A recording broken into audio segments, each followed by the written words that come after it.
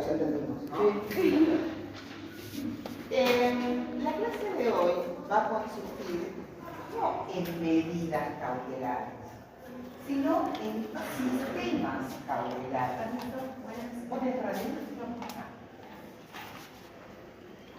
En general los exámenes fueron muy buenos. En general.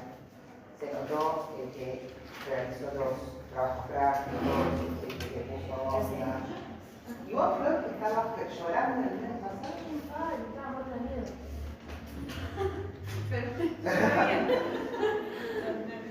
Bueno, ya el lunes que viene volvemos a la normalidad. Nada, ¿vos tenés que salir? ¿No? ¿Sí o no?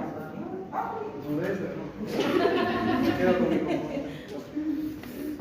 vamos a hablar entonces de sistemas cautelares, porque si hablamos nada más de medidas cautelares nos quedaríamos cortos. Entonces, no podemos hablar solamente de medida cautelar, sino que el sistema cautelar va a estar a lo largo del proceso. Va a estar, ya sea por la indicación que hace el 198, que una medida cautelar se puede iniciar antes de la interposición de la demanda, porque con la rebeldía también podemos impetrar una medida cautelar, porque cuando finaliza el proceso y no tenemos esa pregunta, todos la tienen, la mayoría. La pregunta 2 del examen. No.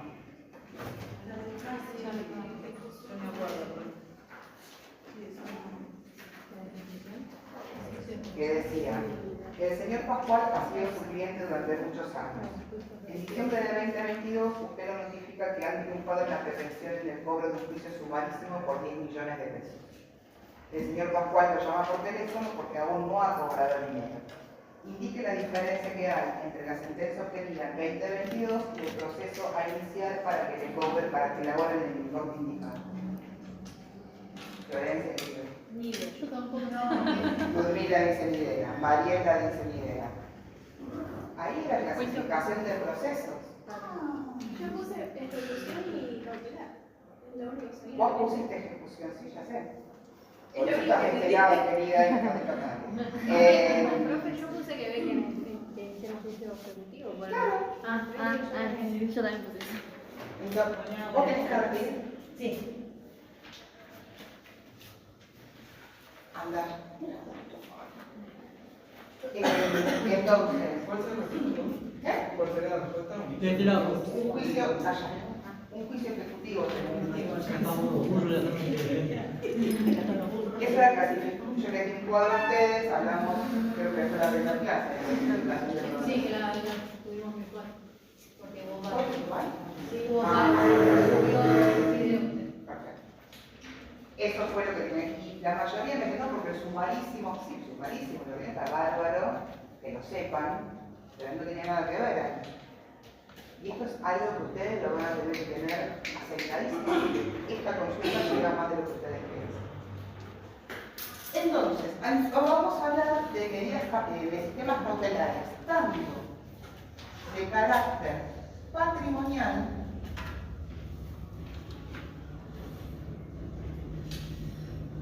como las que se dan en el marco de la familia y aquellas que son medidas protectorias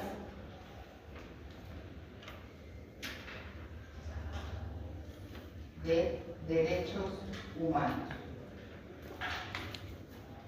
Por eso hablamos de sistemas. Si hablamos de medida cautelar a secas, creo yo que nos identificaríamos más con el tema patrimonial. ¿Por qué? Sí. La pregunta es que dice si es la de clasificación de humanismo, el calendario de octubre, pero la fecha de acá.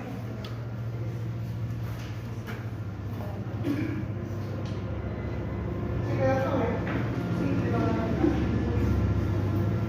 ¿Cómo? el calendario de octubre, pero las calendario específico es de diciembre.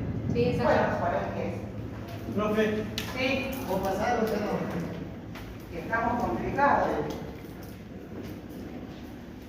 Estamos complicados porque me quedé sin hojas casi, ya repartí. Ah, no, mira.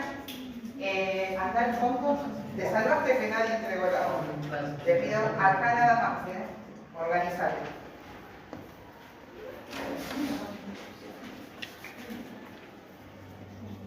Las medidas cautelares en temas de familia también las tenemos legisladas en el Código Procesal, que tiene que ver cuando una persona mayor de 18 años o menor de 18 años necesita protección en virtud de un tema de capacidad.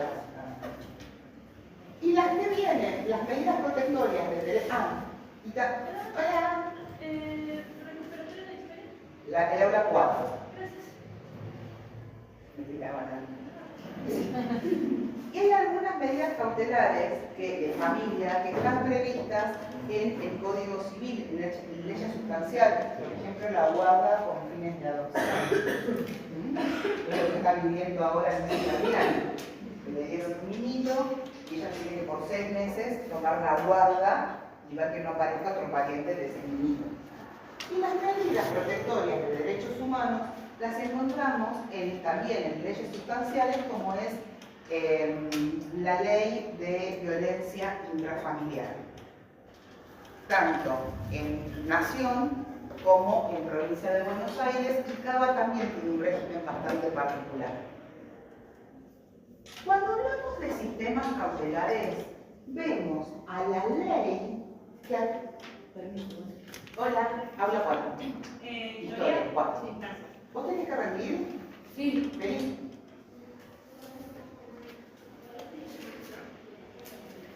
Menos mal que saqué machetes. Estos son los machetes de historia. ¿Eh? No dije de tuyo, dije de historia. ¿Qué venga? Se llamaba historia. Yo no sé hacer machete. Se hizo recarga.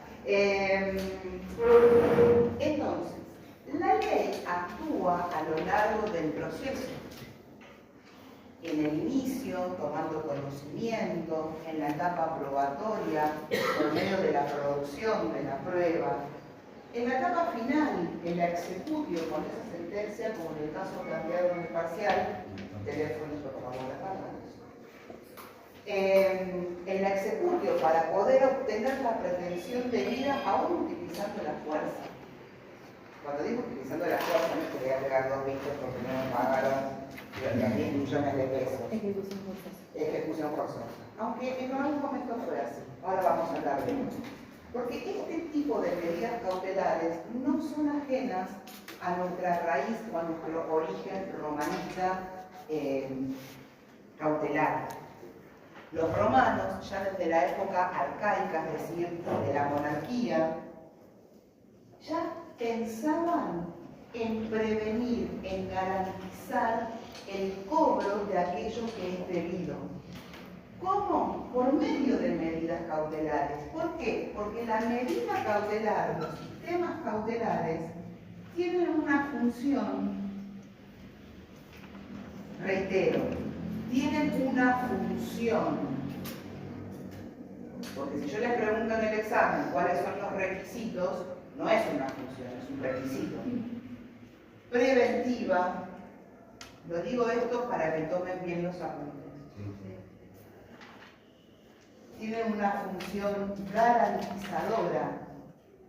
Y acá es donde se posaron los romanos. Porque los romanos decían, el patrimonio del deudor es la prenda común de los acreedores.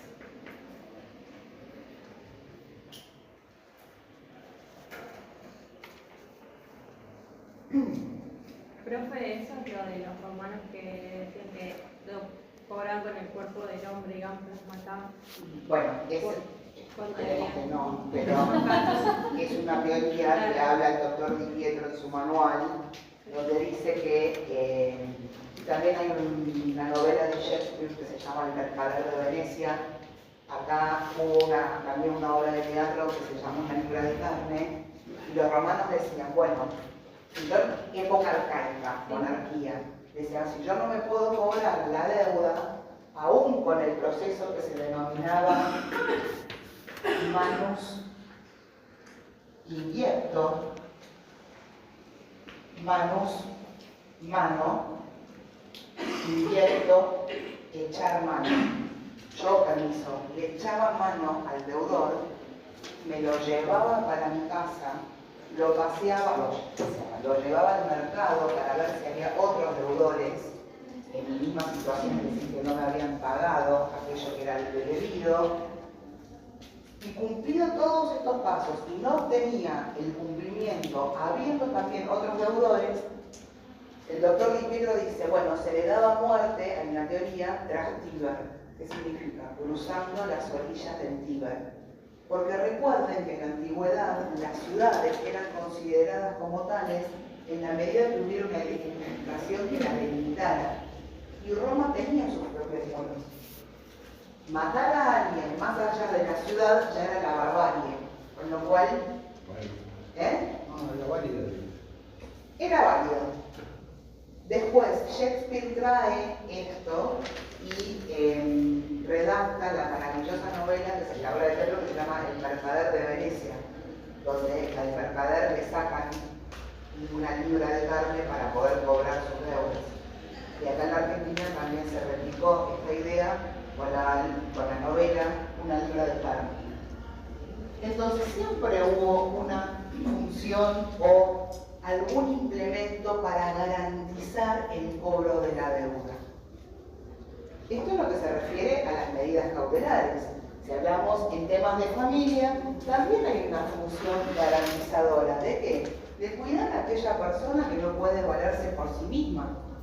Ya sea porque tiene un impedimento en su capacidad y es mayor de 18, o siendo menor de 18 necesita la protección de un adulto.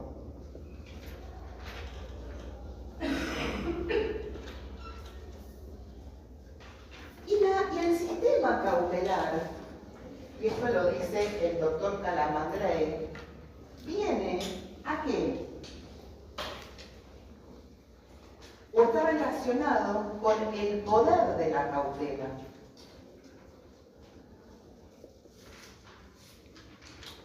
De manera tal que podamos obtener una tutela efectiva del objeto del pleito, ya sea el patrimonio, la persona en sí misma, y obtener en consecuencia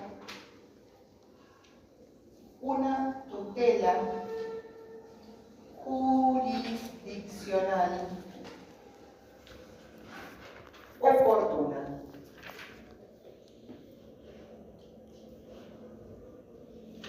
Una tutela jurisdiccional oportuna. El objetivo que van a tener los sistemas cautelares es la protección o de un objeto o de una persona o de un derecho, en el caso de las medidas protectorias de derechos humanos, que ya trasciende lo que es material, para ir a la faz de la salud, del bienestar social.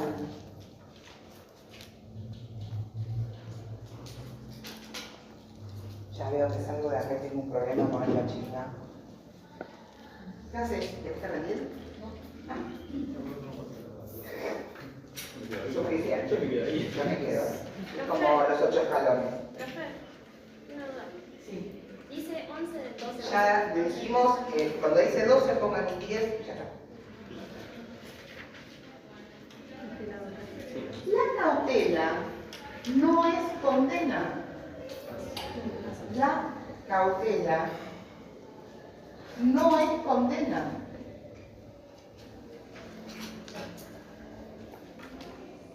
No significa que porque me traben un embargo, porque tengo una perimetral, porque tengo una guarda, significa que yo ya estoy condenada dentro de este proceso. Y en todo momento lo que debe hacer el juez es mantener la igualdad entre las partes.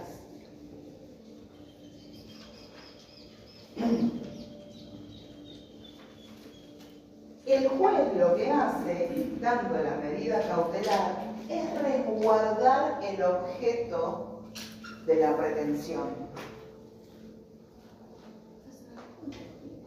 Sí, un rato no sé, pero un poquito sí. Sábado y domingo.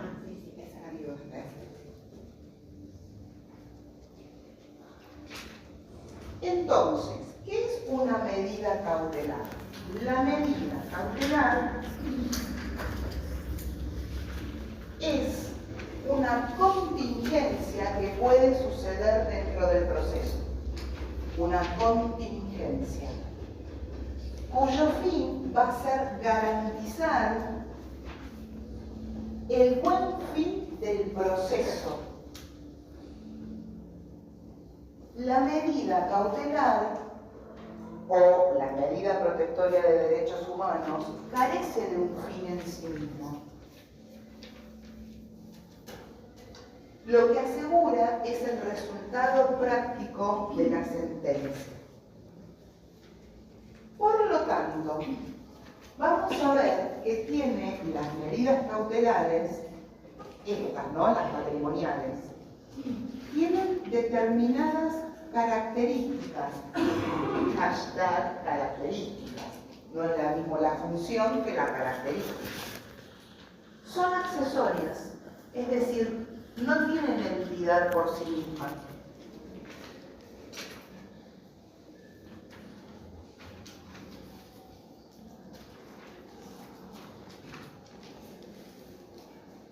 Son mutables, pueden cambiar.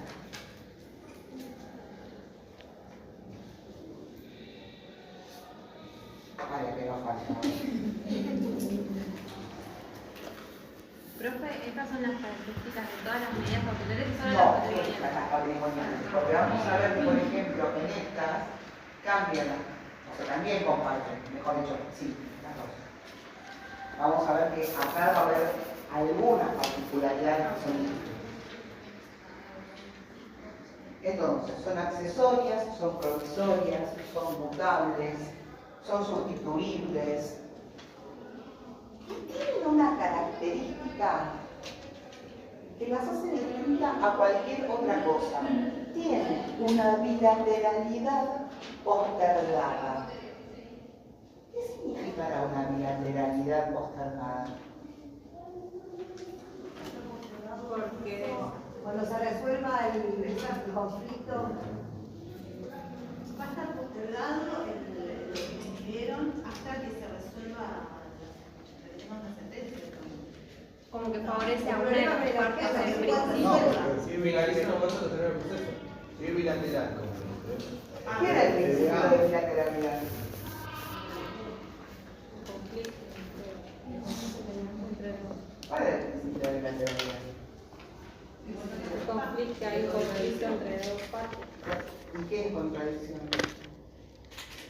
Lo que pienso ahí que lo relaciono con la reconvención, que el otro puede interponer también una cautelar. Lo pienso así, no sé si. No, ¿qué es la bilateralidad? ¿Cuál es el principio de bilateralidad? ¿Qué dicen? ¿No?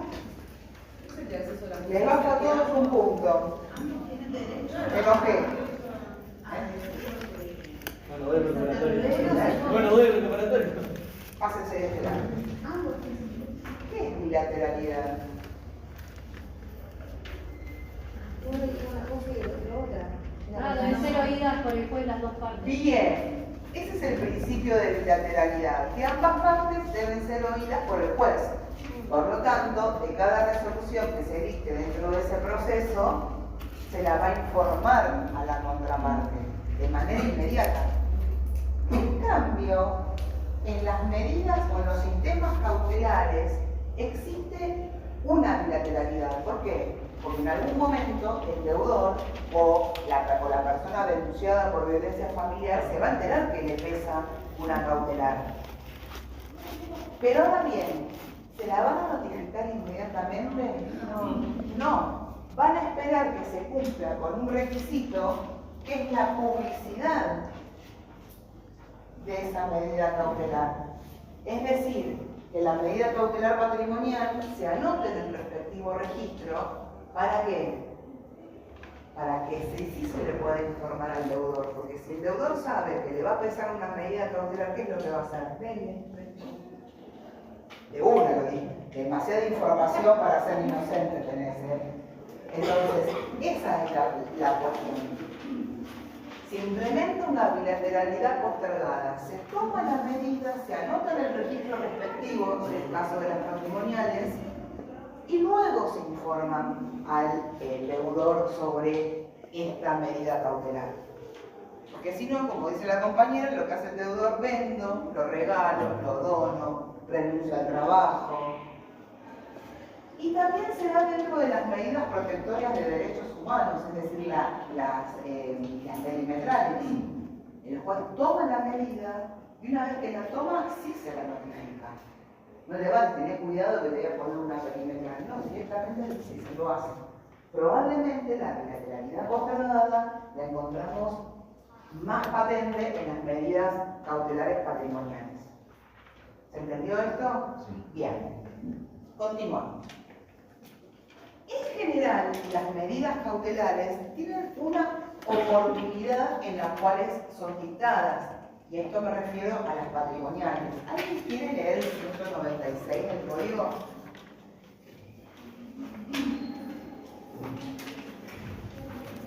$195, perdón.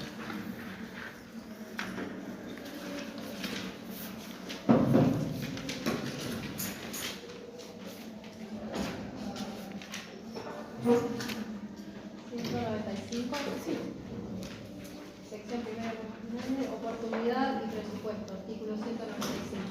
Las providencias cautelares podrán ser solicitadas antes o después de deducida la demanda, a menos que la ley resultare que ésta deba establecerse previamente. Ok. Incorporate, por favor. No, vuelve a leer el primer párrafo. Permiso, disculpe. ¿Verdad? Bien. Vamos. Las providencias cautelares podrán ser solicitadas antes o después de deducida la demanda, a menos que la ley resultare que ésta debe establecerse previamente. ¿Qué quiere decir esto, Marisa? Que se pueden interponer antes o después de la demanda. Por antes. Con lo cual es una facultad, no hay una obligación de interponer una medida cautelar con cada pretensión que nosotros tengamos, en primer lugar. En segundo lugar, establece una oportunidad cuando antes de iniciar la demanda, con la demanda o posteriormente. Acá es donde vemos que la cautela es un sistema que no se circunscribe a una porción del proceso, sino que podemos interponerla en alguna oportunidad dentro de ese proceso. Profe, ¿se puede agregar en la demanda, por ejemplo, la medida cautelar, o tiene que ser aparte? En general, es buena pregunta, comparte esta característica que es accesoria. Por lo tanto, va a depender de uno principal. ¿Va como un incidente como beneficio? Es como incidente. Por eso ustedes no van a ver en los libros que dice contingencias procesales en Palacio y en Aracia. Pero es accesorio, por supuesto, no tiene entidad por sí misma. Y van a ver que están sujetas a un régimen de caducidad que ya lo vamos a analizar. Ahí se continúa. El escrito deberá expresar el derecho que se pretende asegurar, la medida que se pide, la disposición de la ley en que se funde y el cumplimiento de los requisitos que corresponden, en particular a la medida requerida. Entonces, para interponerla, ya tuvimos la oportunidad, ahora vemos cómo la tenemos que interponer. La ley dice por escrito, donde tengo que expresar qué medida cautelar estoy intentando integrar. Y los demás requisitos propios a cualquier demanda. Por eso yo les dejé en el campus un modelo de medida cautelar. ¿Por qué? Porque ustedes ya están en condiciones de rellenar todos estos blancos que hay y estas X que hay. Pero ¿qué tengo que agregar a esto? Tengo que agregar algunas características características propias de la cautela o del sistema cautelar. ¿Cuáles van a ser estos requisitos? La verosimilitud en el derecho, el peligro en la demora ¿Y la contracautela? y la contracautela. Verosimilitud en el derecho. ¿Qué significa la verosimilitud en el derecho? Significa humo de buen derecho. ¿Qué cosa? Humo, Ah. humo, dice así. Humo de buen derecho. Esto significa que la pretensión va a tener un buen resultado o un resultado favorable dentro del proceso. La pretensión principal.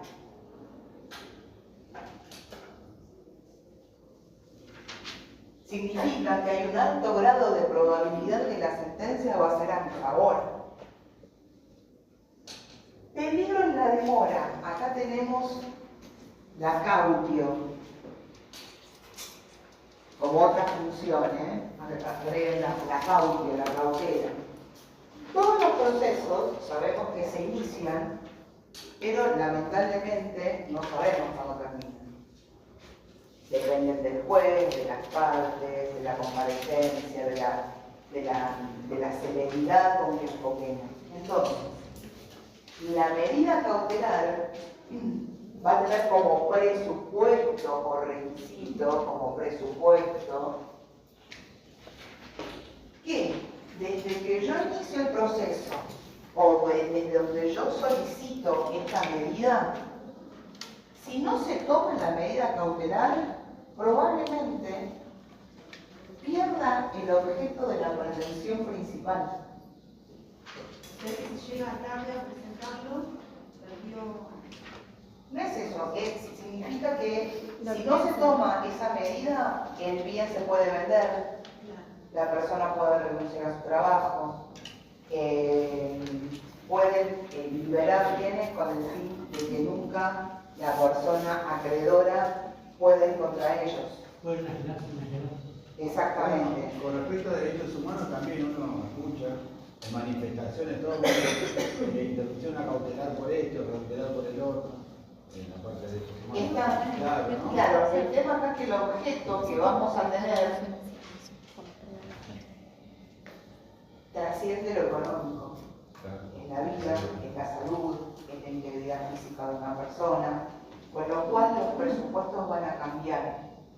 Y lo que se va a tomar en cuenta son dos variables: la vulnerabilidad de la persona que está realizando la denuncia y ese riesgo, y la peligrosidad de aquel que es denunciado o aquella que es denunciada. Cambia porque cambia el objeto de la medida cautelar. En uno tenemos el patrimonio, un bien susceptible de tener un valor económico, pero acá no. Cambian los presupuestos. El peligro en la demora es el temor fundado que con el paso del tiempo que consume el mismo proceso, el derecho que invoco, la pretensión que tengo, se torna estéril. Que no sea eficaz.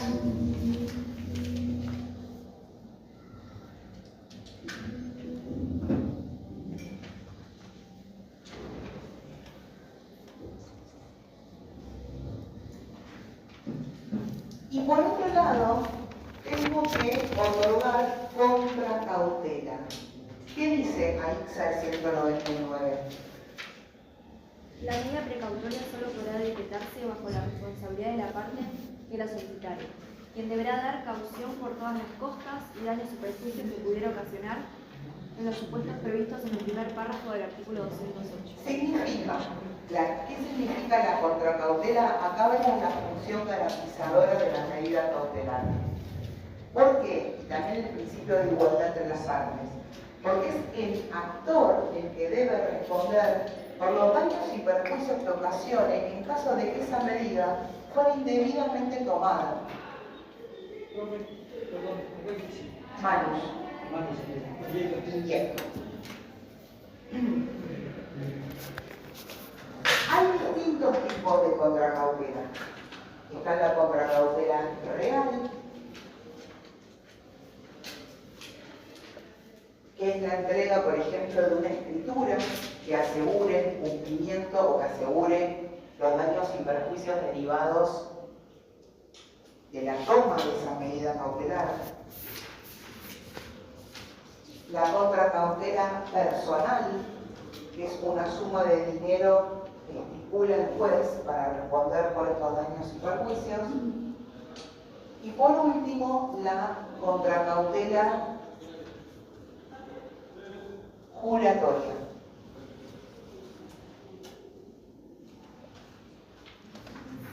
¿Listo? ¿Correcto?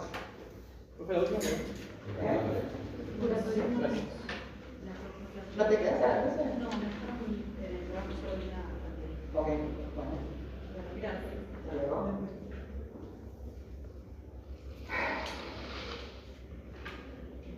Bien. Entonces, estos son los presupuestos que debo cumplir y son comunes a toda medida cautelar. ¿Me puede repetir contracautela real? Es una... Cuando hablamos de real, hablamos de una cosa afectada, que ustedes la van a ver esa materia en cuarto año en Derecho Real. Entonces lo que se hace en general es la entrega de una escritura para que avale los daños y perjuicios que pueda ocasionar la toma de esa medida. No es una suma de dinero, es un derecho real. Puede ser de dominio, de condominio, de usufructo, derecho real, por favor. Por eso es real. Se me vinieron a la cabeza 3.500 TikToks.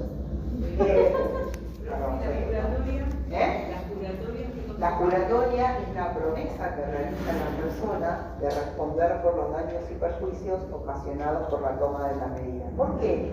Porque en realidad las medidas cautelares afectan el patrimonio de una persona. Ustedes saben que el patrimonio es un atributo de la personalidad, como es la capacidad, como es el nombre, como es el domicilio, con lo cual la medida que se tome tenemos que pensar en que la persona, en mantener la igualdad dentro del proceso. Vos afectás el patrimonio, pero por otro lado yo voy a pedir que vos respondas por esto que estás pidiendo. Verosimilitud en el derecho, peligro en la demora y contracautela. Y por otro lado, también tenemos que adjuntar a esta demanda, porque no deja de ser una demanda la petición cautelar, los presupuestos procesales que ya hemos dicho que sean por escrito, por ejemplo.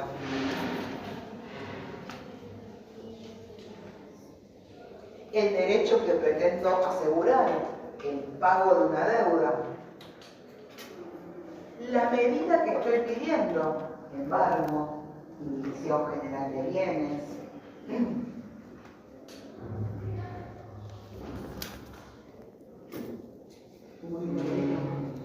¿Cómo? La medida que esté pidiendo. Claro, ¿qué medida que quiero? Un embargo, inhibición general de bienes, una intervención de la empresa, una medida de no innovar. Y repasemos las características.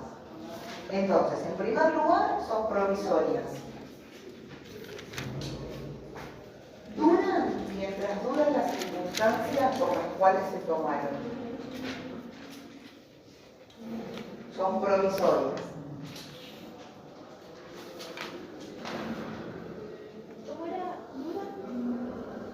Son provisorias. Dura mientras dura las circunstancias por las cuales se tomaron. Son modificables. El afectado por una medida cautelar puede solicitar la sustitución. Bueno, vos me embargaste tal casa. Me afecta, porque cobro el alquiler, por lo que sea, o porque la estoy por vender, que esta vivienda esté afectada. Con lo cual, la podemos cambiar por otra.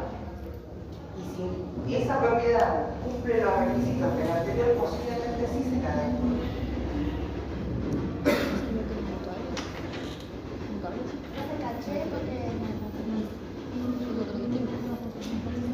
Y están cernidas, están constreñidas a un régimen de caducidad. A un régimen de caducidad.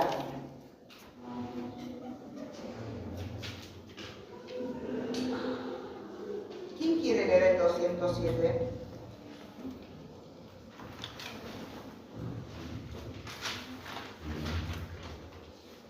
Dale, Vivi.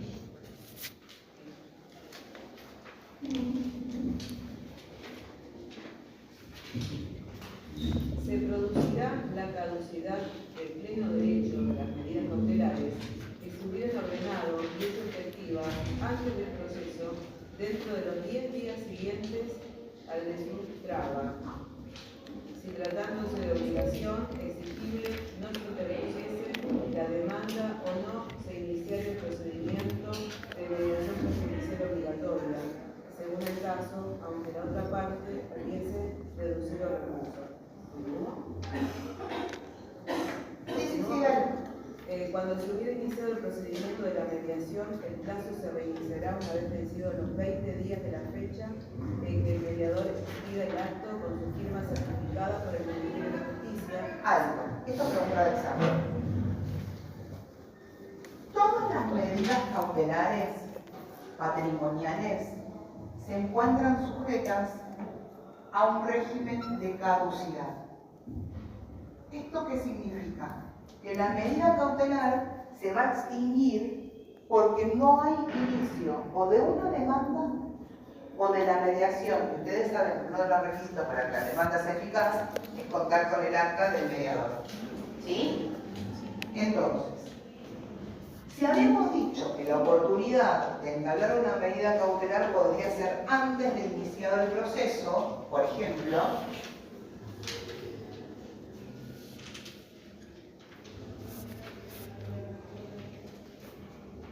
antes del proceso judicial, al menos para que la medida cautelar sea válida, tengo que haber iniciado la mediación.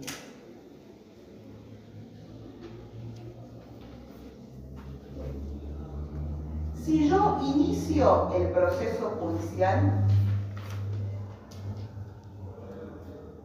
puedo interponer la medida cautelar, porque ya la mediación ya la tendría que haber cumplido. Y luego, o sea, durante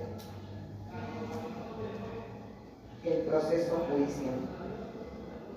¿Cuándo puede ser durante el proceso judicial? En un escenario de rebeldía. ¿Se acuerdan que una de las facultades que tenía el actor era solicitar la rebeldía y concomitantemente con eso el pedido de una medida cautelar para asegurar el resultado de ese proceso?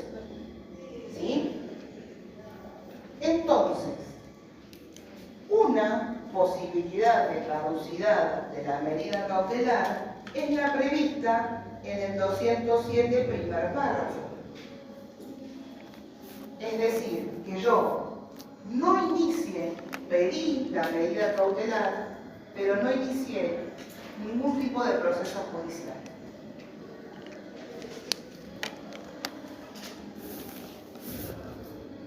Trabé la medida cautelar, tiene una fecha eso, no sé si trajiste algún oficio de trabajo. ¿Tiene? Profesora, entonces sin mediación previo no podemos. Así por sí. En el proceso después no podemos, si no hubo la mediación no podemos hacer una cautelar. Para al menos que la medida cautelar sea válida, el proceso de mediación lo tiene que quedar iniciado. Muchas veces sucede que viene el abogado y dice, no, doctora, porque yo sé, cuando están en mediación, yo sé, sí, Mariana. Perdón, si en el caso, por ejemplo, de violencia de género, Sí. ahí no hace falta una mediación, ¿o sí? ¿Tiene que ver a la persona? No, entonces, para poder solicitar una medida cautelar, al menos tenés que tener iniciada la mediación. lo que estaba contando, ¿qué es lo que sucede? Viene la abogada y dice, no sabes lo que quiere hacer esta persona, que se quiere vender todo, y yo, pero escúcheme, doctor o doctora, ella tiene un acta de mediación. Inicie la medida cautelar, trábela ante el registro, cerramos el procedimiento e inicie la acción, la demanda. No hay tanta magia. Esto es estrategia. Yo lo que quiero que se lleven en su cajita es que no desesperen cuando les suceden estas cosas. Que sepan que dentro de sus conocimientos tienen la posibilidad de solicitar una medida cautelar para asegurar el resultado del pleito. Y en COPRED pasa un montón esto. De hecho, yo ahora tengo que hablar con un abogado porque mira esos casos que te lo preguntan en los exámenes finales. En otro momento no te lo pueden preguntar. Bueno, pasa, sucede. ¿Cuál es el? Acá. Son varios. A ver.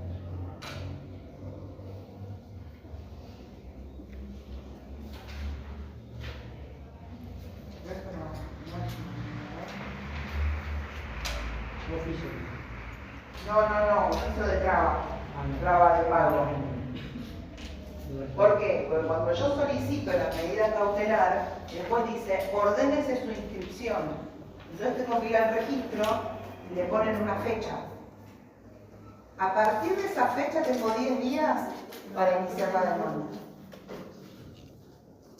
Si yo la inicio con el proceso judicial, no hace falta, no está sujeta a un régimen de caducidad. Y mucho menos si la inicio después de iniciado el proceso. Acá tiene que ver cuando vos lo haces antes, porque si no estarías afectando el patrimonio de una persona de manera indiscriminada. Entonces, la ley te dice, momento, si le iniciaste, sí. Sí.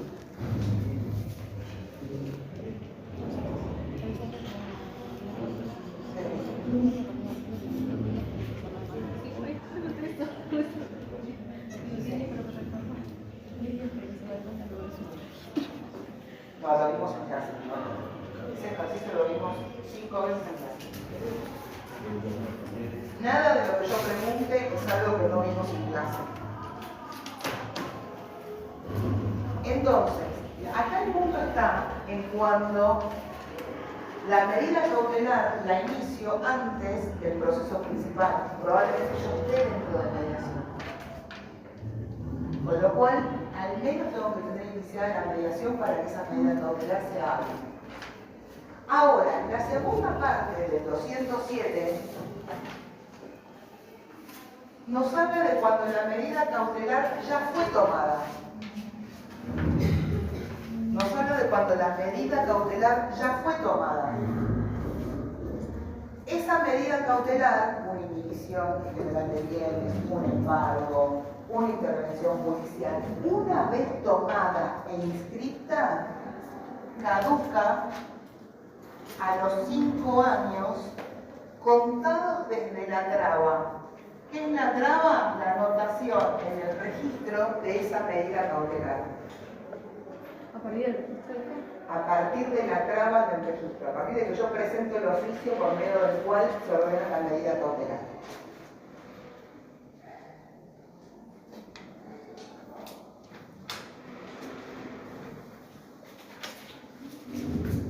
Ahora, vuelvo con tu planteamiento. Mariela, vos me decís, bueno, en las medidas protectoras de derechos humanos, yo no tengo una traba, no tengo un lugar donde se inscriba. La sentencia que se emita dentro de un régimen de violencia intrafamiliar queda registrada dentro del juzgado. Y en general, las medidas cautelares no pueden ser, o las medidas protectorias de derechos humanos, no pueden ser por un tiempo indefinido. El mismo juez, dentro de la sentencia por la cual ordena la perimetral, establece el plazo en el cual esa medida va a tener vigencia. Puede ser 90 días, 120 días, 180 días, pero tiene que tener una fecha.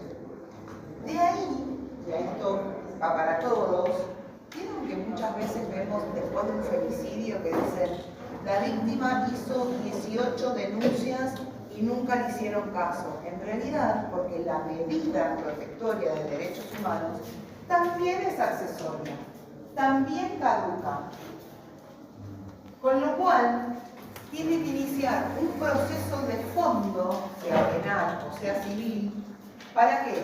En el caso de que haya hijos, pedir el régimen comunicacional, los alimentos, el cuidado de esos chicos, de esos niños, de esas infancias, de quién va a estar a cargo. O el penal, por lesiones, por ejemplo, de femicidio. Entonces, no es que el Estado no amparó a esa víctima. En general, los abogados no nos dedicamos a eso como especialización, porque no te da plata. Y esa, ya te doy la palabra, Rubén, Ángel, no, Jorge, no, decime. Raúl. Decime. Yo habla de 20 días, ¿qué refiere ahí? Cuando se viene solo el procedimiento de mediación, ya se organizará una vez. Entonces, vos tenés la medida cautelar, me escribís, estás en un proceso de mediación, pero para que esa medida cautelar se siga sosteniendo en el tiempo, tenés que iniciar la demanda. Entonces, lo que hace el código es darte 20 días para que vos prepares esa demanda. Es a partir de la traba. Los 10 días, la mediación. Entonces te dan desde que el mediador emite su acta final, 20 días, donde se van a empezar, donde va a seguir el tiempo para que vos puedas interponer la demanda propiamente dicha. Sí. Una pregunta medio tonta. No hay preguntas tontas, no, pero serían 10 días hábiles o 10 días de 20 días de corrido. Qué buena pregunta. Para mí, yo los contaría de corrido, porque en realidad el registro es administrativo, no es judicial. Pero también hay otra corriente que dice no es judicial porque estamos hablando de un proceso. Entonces, yo contaría judicial. Hábiles y judicial. Porque vos no podés iniciar un sábado además. Por eso. Otra cuestión más que te quiero contar, Mariela. En general, en las sentencias donde se resuelven las medidas protectorias de derechos humanos, tampoco son definitivas. Es una situación de sacar a la persona violenta para que la víctima pueda tranquilizarse, organizar su vida, organizar su casa. Se exhorta dentro de esa sentencia a concurrir al tratamiento terapéutico, al denunciado o denunciada también se le pide exactamente lo mismo. Entonces, no es definitivo, es modificable. Cuando vence el plazo, ya está, entra en un régimen de caducidad, pero ciertamente no entra en este régimen de caducidad. Un régimen de caducidad que es propio, que está emanado de la misma resolución por la cual surge la perimetral. Entonces, cuando ustedes escuchen el noticiero, el informativo, no, hizo 18 denuncias y nunca le hicieron caso, seguramente le pidieron una perimetral, pero vos no podés pedirle perimetral. Tenés que concluir a un lugar donde te sostengan, donde hacen, Gilberto, ¿me traes agua, por favor? Sí. ¿Qué? Una protección. Claro, pero una protección integral que lamentablemente no existe. Han sucedido femicidios delante de los abogados, no sé si se acuerdan hace unos años, en un country de Pilar que la degollaron a la señora. Estaba ahí la mujer de Alessandro. Sí. ¿Lo ubican? Y ahora que lo ubican. Mariana Gallego, ¿eh? Sí. Y a la mujer la degollaron en el country. ¿Sabes lo que pasa? Que generalmente, como vos acá tenés que tratar cuestiones que tienen que ver con los hijos, con el patrimonio, lo que piden es el levantamiento de la medida con el solo efecto de poder hablar de estos temas. Lo que ignoraron los abogados que estaban alrededor es que no es tan fácil. Yo entiendo la necesidad de llegar a acuerdos y demás, pero ¿qué acuerdo podés llegar con una persona? Es complejo ese tema. Es muy complejo. Y nadie quiere hacerse cargo de esto. También pasó otro caso más en Flores, que también se reunieron con los abogados para hablar temas patrimoniales y de los chicos, y la mujer también la degollaron.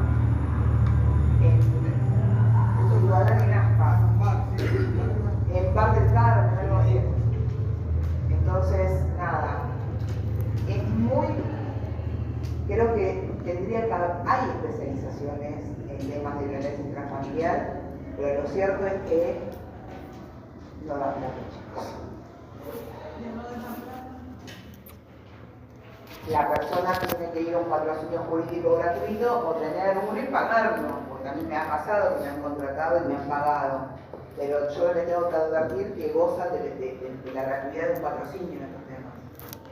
Por ejemplo, acá en UNPAS tienen todo casos de violencia intrafamiliar y familia, y nada más. Pero bueno, hay que ver si te admiten, hay que ver esto, y la verdad que la víctima necesita, y digo víctima, no digo mujer, porque si no significaría que todos los varones son violentos, no es así.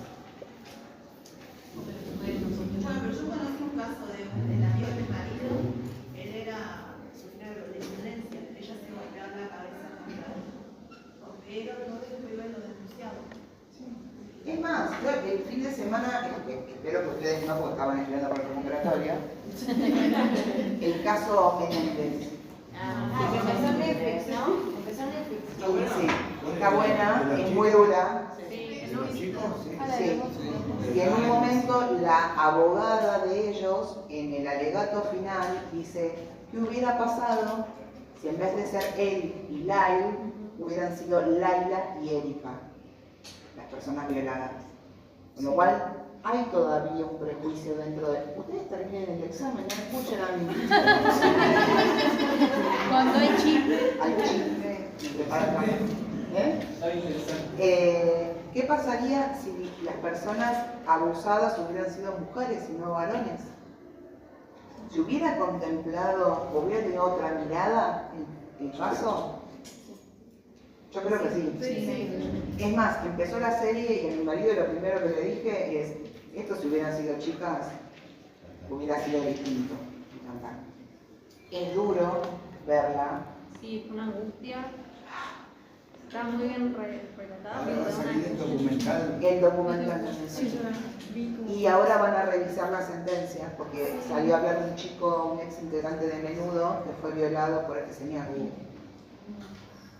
Con lo cual, y en ese momento que se trató el caso Menéndez, no existía todo esto de la violencia y el abuso, y es más, estos chicos no lo pudieron dar porque no lo pudieron verbalizar el abuso, como suele suceder con las víctimas de abuso.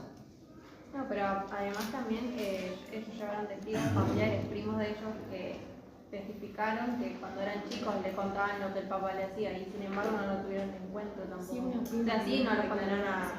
Claro, porque en el segundo muerte, juicio se pero... basan en el libro que escribe una que le robó la información al loquito, Sí. Y pero con todo lo que le pasó No, también, sí, como claro. Igual había otro caso que era un caso distinto, y como quisieron tapar ese caso y la segunda sentencia o el segundo juicio dijeron que todas las pruebas testimoniales que habían interpuesto ellos, que no se cuenten. O.J. Simpson, que Sí. de hecho comparten celda ellos. Sí. Que no contaron esa... Es más, mi marido quería seguir viéndola la serie y digo: no, pará, querido. O sea, una persona hablando de cómo lo violaron a cámara, primer plano, 30 minutos, yo me quedé así en el asiento y me fui a dormir. Prefiero seguir leyendo Outlander, o sea, por lo menos, qué sé yo, pienso en Jamie, no sé, otra cosa. Profe, ahora se está saliendo a la luz lo de Off Diddy, el caso de Es verdad. las fiestas y todas las de los YouTube.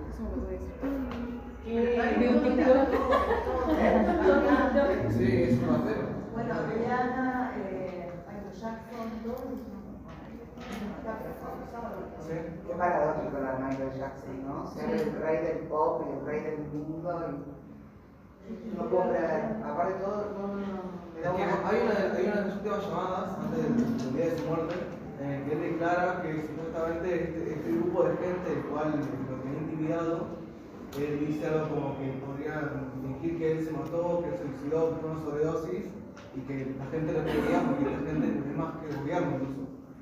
Yo espero que un segundo parcial sea como me relatás. La única vez. Bien, entonces, reitero, los sistemas cautelares, en general, todos, tanto los patrimoniales como las de familia, como las medidas protectoras de derechos humanos, están sujetos a una caducidad con matices. El primer matiz está dado por las patrimoniales, que tiene un régimen de caducidad de acuerdo a si la medida cautelar fue impetrada antes del proceso judicial o fue en el proceso judicial, y una vez grabadas, y estando el proceso vigente, duran 5 años. Con lo cual, a los 4 años, 11 meses, ya tenemos que empezar a pedir una renovación de esa medida cautelar. Siempre y cuando no haya finalizado el proceso. Siempre y cuando no haya finalizado el proceso. Esta es una buena herramienta porque es como el regreso de los muertos vivos. ¿Por qué? Porque en 5 años pudieron cambiar las circunstancias de la persona. Puede suceder que cobre una herencia, que gane algún premio, que su suerte cambie, con lo cual es muy importante que ustedes sepan estos plazos. ¿Por qué? Porque les va a permitir a ustedes obtener la pretensión de vida.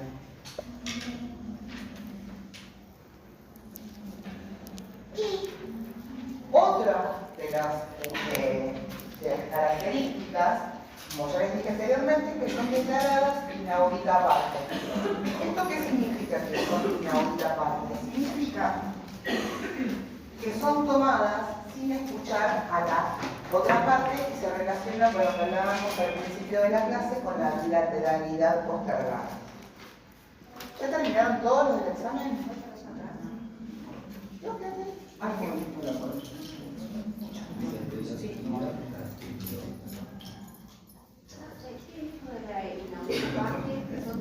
Son tomadas sin escuchar a la otra parte. El juez que llega a la medida cautelar resuelve, dice sí, trábese embargo, trábese indivisión general de bienes. Esa palabra, trabar, significa que esa medida que ordenó el juez tiene que ser inscrita en un registro, en general en el registro de la propiedad del inmueble, o de la propiedad del automotor, o del registro de aeronaves, o el BCRA. A partir de la traba empiezan a contar los iguales. Otra cuestión más que es muy interesante y tiene que ver con las características. Supongamos que Gilberto solicita la medida cautelar a Cecilia por $10.000 de su sueldo. Cecilia. Acá viene de que estudio. Ahora bien, Cecilia puede interponer un recurso de apelación por la medida que tomó el juez que dio el ok a trabar un embargo sobre su sueldo. Ese recurso de apelación se va a otorgar con efecto y grábenselo, séllenselo, imprímanlo, tatúenlo, no sé, lo que quieran, con efecto devolutivo. ¿Qué significa esto? Que hasta que la Cámara no trate el tema, la medida cautelar va a seguir vigente. Esto es uno de los efectos de los recursos, con efecto devolutivo. ¿Puede repetir por favor? Hasta que la Cámara no...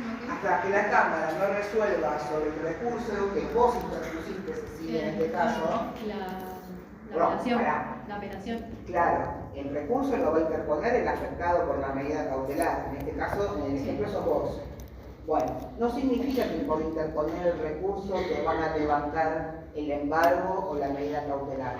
sino que hasta Cámara no se expida sobre el recurso, la medida cautelar va a quedar vigente, porque si no sería muy fácil. Me ordenan trabar un embargo, ordenan una inhibición general de bienes, e inmediatamente interpongo el recurso para que me la levanten. No. Va a permanecer porque la idea de la medida cautelar es cuidar el patrimonio, en este caso de Cecilia. ¿Sí? Lo mismo pasa con las medidas protectorias de derechos humanos. La persona afectada con una perimetral puede interponer un recurso de apelación, por supuesto que lo puede interponer. ¿Se lo van a otorgar? Por supuesto que se lo van a otorgar. ¿Cómo se lo van a conceder? Con el centro devolutivo. Es más común de lo que uno piensa, ¿eh? El recurso de apelación en procesos de violencia intrafamiliar, lo primero que dice el violento, yo no fui, yo no la toqué, yo nada más la puteaba como si fuera una especie de violencia, insultar a una persona, eso sí, nunca le puso la mano encima. Vamos a apelar, pero siempre se otorga con efecto devolutivo. Esto lo vamos a terminar de entender cuando hablamos de recursos. Pero la idea es que una vez ordenado, no hay modo de que este embargo o esta medida cautelar o esta medida protectoria de derechos humanos vaya para atrás por el solo hecho de pedir la apelación. ¿Se entendió? Bien. Devolutivo igual suena devolver, ¿no? ¿Eh? Acá es lo que sigue la acción, dice usted, y la palabra devolutivo uno confunde con y algo se devuelve en esta. Hasta que no devuelve. Una vez que yo pedí un recurso de apelación, que lo pido en el mismo juez que tomó la decisión, va para la Cámara. Hasta que Cámara no devuelva con la sentencia, donde modifique o no esa resolución, queda vigente la medida cautelar. Profe, una consulta. Sí. Supongamos que se le va debitando el sueldo, el monto que se pagó. Una vez se devuelve y se cancela esa petición. ¿El dinero que se le debitó se le devuelve también o lo toma como dinero productivo? En general, por algo tenés la caución. Porque si esa medida fue mal trabada, vos ya tenés que responder con algo. Pero ese dinero va a estar, se embarga y se queda ahí. Hasta que la persona lo solicita. Si fue mal tomada, lo van a devolver. Sí. Profe, ¿y si la decisión fue mal tomada por el juez, no se puede hacer nada? ¿Qué pregunta? Porque ahí yo tengo que responder. Claro, pero ahí ya tendrías que pedir un juicio de denunciamiento y ver por qué el juez tomó esa decisión y en realidad vos tenés, tu herramienta va a ser el recurso de apelación, donde va a ser Cámara, 3 jueces, van a analizar si ese juez tomó una medida correcta o no. Ahora, si vos te referís al desempeño del juez, ya vas a tener que poner el jurado de denunciamiento. Son dos cosas distintas. Hay muchas veces que los jueces se equivocan, por eso existe el sistema de doble instancia. Esto, el otro día, no sé, yo escucho mucha radio, porque básicamente digo mi auto, y escuchaba el programa de Vilota que se refería a la sentencia contra la doctora Cristina Kirchner, y lo que hablaba Vilota decía, qué bueno que esta sentencia y las sentencias en general son revisadas por muchos jueces. Esta es la fortuna que tiene Argentina en materia judicial. No es que hubo un solo juez que dio la sentencia y que la condenó y ya está. No. Primero hubo un juez, después fue para Cámara, después para Casación, y ahora viene a la Corte. Pasaron 8 jueces. Esto es muy importante en este caso y en cualquier otro. Tenemos un acceso a la justicia que es garantizado y la verdad que si hay algún error enseguida se va a detectar y se va a ir para atrás. Por eso también la importancia de la contracautela, porque estás afectando el patrimonio de una persona. En este caso de las medidas protectorias de derechos humanos va a haber un cambio legislativo con respecto a las falsas denuncias, que están relacionadas con el síndrome de alienación parental. ¿Saben lo que es el síndrome de alienación parental? Es cuando uno de los progenitores empieza a hablar mal del otro en presencia del infante o del adolescente. provocando que ese niño, niña o adolescente no quiera estar con el otro progenitor. Cuando la va en cabeza. Claro, eso se llama el síndrome de alienación parental. Profe, eso creo que esa medida se tomó en el caso Cubero, que Nicole Neumann, como le hablaba mal a la hija de ella, metió esa medida. Bueno, y también tuvo en el caso Andrea de Boca. ¿Por qué escribiste esa hoja? Bueno, si es un requisito del examen, vos tenés que escribirlo así. No. Algo así, pero para la próxima tenés que escribir todo acá. En el caso Andrea de Boca también. Pasó de ahí la importancia del hogar con el cónyuge o con el padre, o vos en un momento decidiste tener un hijo con esa persona. Y uno dice, no, yo no lo decidí, paso, no, bueno, ya no te cuidas, cuando estás teniendo relaciones sexuales, en algún punto lo estás deseando. Habla que no tiene hijos, ¿no? Pero bueno, más allá de eso, de ese detalle, bien.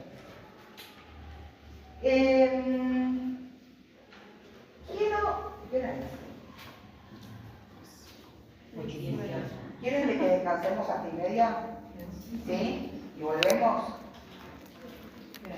Porque quiero esto analizar con ustedes.